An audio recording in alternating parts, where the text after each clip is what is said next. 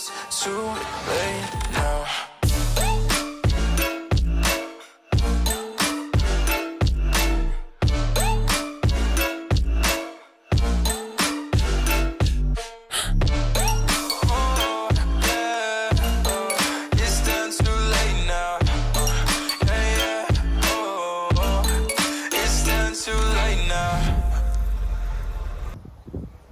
There she is, the reason I have not posted. 19-foot Nymph CC 191 is the model, 1983.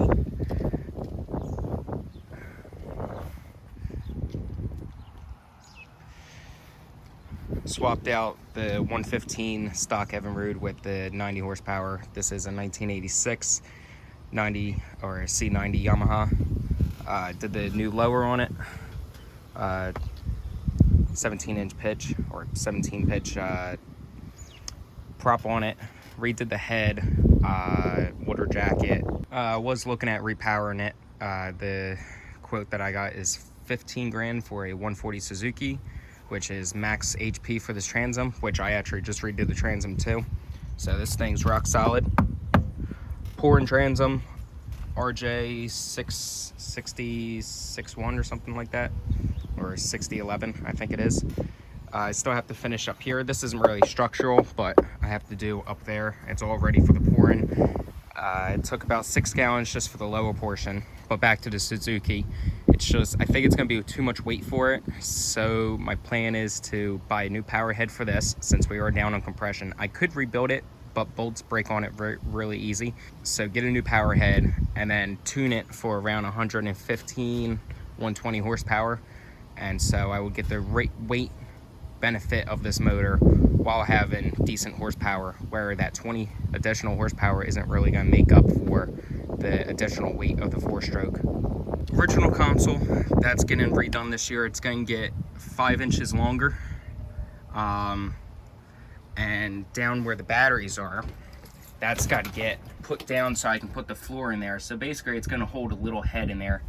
I'm actually going to show you some before and after pictures of this, but I painted the whole inside white. It used to be a two-tone in here, white and blue, but it wasn't anything to brag about. It really wasn't nice at all. Redid my my sides here for the wood.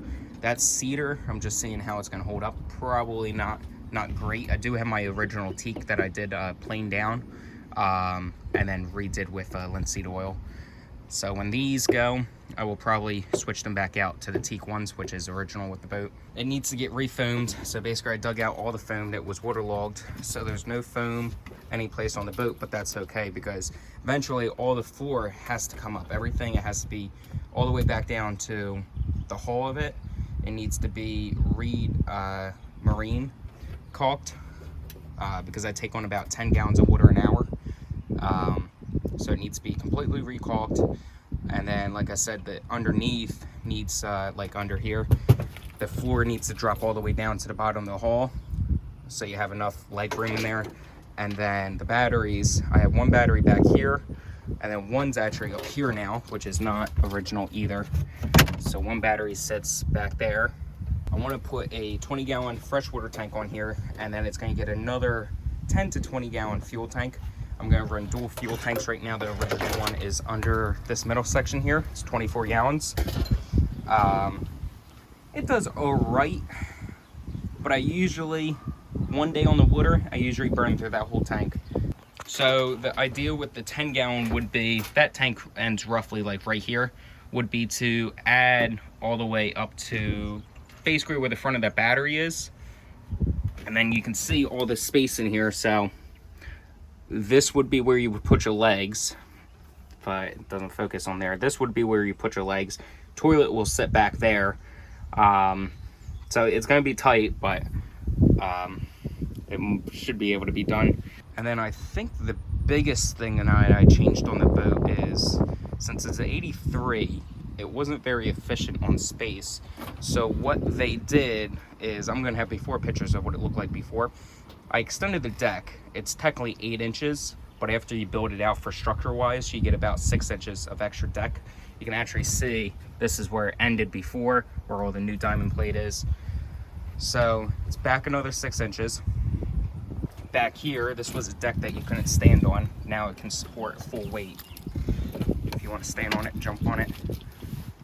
Both sides, even the part where the middle is, where my hookup is for the motor. This gas line, anybody that has the same boat will know that was quite a an invention there. So I had to buy special non-kink proof hose, because basically it has to make a 90 right here. This is the end of the gas tank right there. Has to make a 90, come up, make another 90, and then make another 90 up to my fill port there. So I had to buy a special kind of hose. It was like $23 a foot, something stupid. And then when I do end up doing whatever I do with the motor, it's going to get jack plated 6 inches to 8 inches behind the transom. Eventually, this will probably get built back, and then this would be storage on top. The original plan was to use the bottom of it as storage, but I think I'm going to foam fill the bottom and then use this space here from up here back. That's all going to be storage, live well, sink, whatever I want to do there. I'm not quite sure.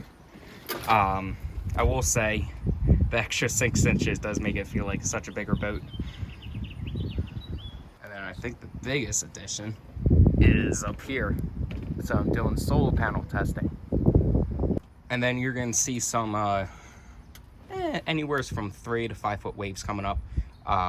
You're going to see how much the front end moves. So I'm trying to, that probably will go along with foam fill in the front as well, because like I said, I dug everything out. It was all, you know, waterlogged. So about a square foot of, let's say, foam would weigh anywhere from 20 to 30 pounds because it was just waterlogged. So you're going to see the front flex when I hit a wave. And so I'm hoping if I make the bottom more solid, more dense, it will not flex as much. And this boat probably shouldn't be seeing 5 foot waves anyway. And then also the outside, I redid this so it's black and gray, or no, black and silver, there you go. But the original color of the boat was green, imagine or not. So if you ever see old pictures of the C191s, the CC191s, you're going to see that they are green and it is hideous. And you're also going to see that it's also carpeted inside, which was common for older boats. But the diamond plate aluminum I think is so much better, especially since it won't ever rot. Same thing that I had to deal with on my transom. The pouring transom, I did that because I knew I wasn't going to be great about holes, so I don't have to ever worry about that rotting out because, you know, I drilled a hole, didn't fill it or something like that. And then I also got rid of rivets or whatever was here before. There was some kind of rivet, I want to say, and I went with these Allen key stainless steel bolts to go in there.